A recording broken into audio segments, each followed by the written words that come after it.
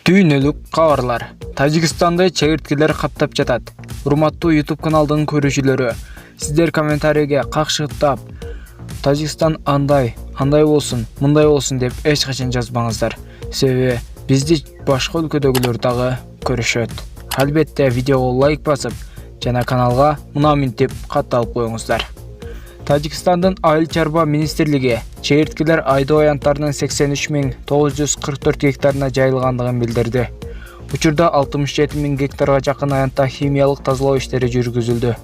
Чегирткелер менен күрөшүүгө ондогон шаймандар, аэрозол машиналары жана башка каражаттар тартылган. Министрликтин алдында чегирткеге каршы күрөшүү боюнча экспедиция иштеп жатат. Ал учурда талааларды чегиртке басып кетпөө үчүн бардык чараларды көрүп жатат. Бириккен Улуттар уюмунун азык-түлүк жана айыл чарба уюмунун маалыматы боюнча, орточо чегирткелердин үйрү 1 жылда 25 миллион кишини тойгуза турган эгенди жок кылышы мүмкүн. Борбор Азиянын айрым серепчилери Тажикстан чегирткелерге каршы тура албастыгын айтып, күздөн тарта азык-түлүк катчылыгы болорун болжолдошууда. Эске салсак, Тажикстандын көпчүлүк аймактарында жазы менен сел жүрүп, бир нече турак үйдөр жана айдоо жерлери жарактан чыккан.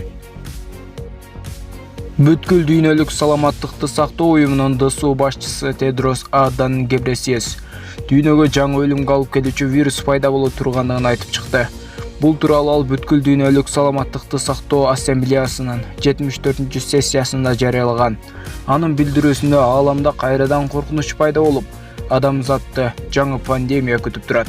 Эволюциялык баалоолорго ылайык, учурдагы вируска караганда дагы жугуштуу жана өлүмгө алып келүүчү жаңы вирус пайда болот, дейт Тедрос Гебресиес окумуштуулардын божомолуна таянып.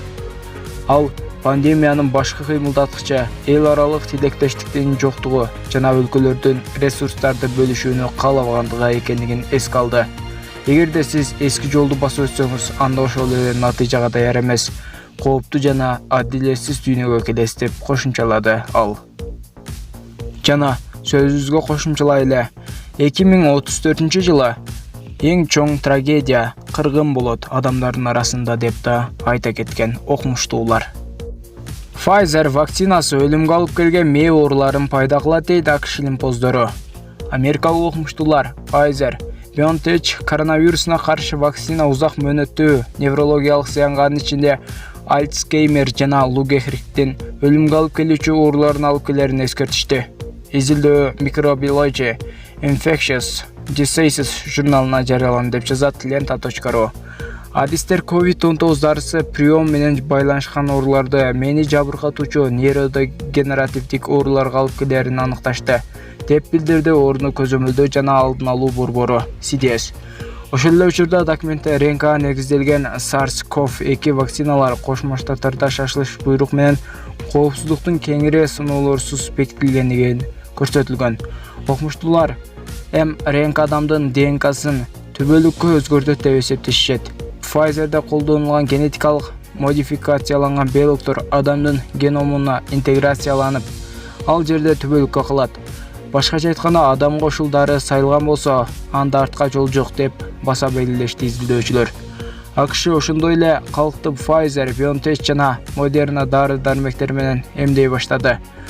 Улуу Британияда Pfizer жана AstraZeneca вакциналары жактырылды.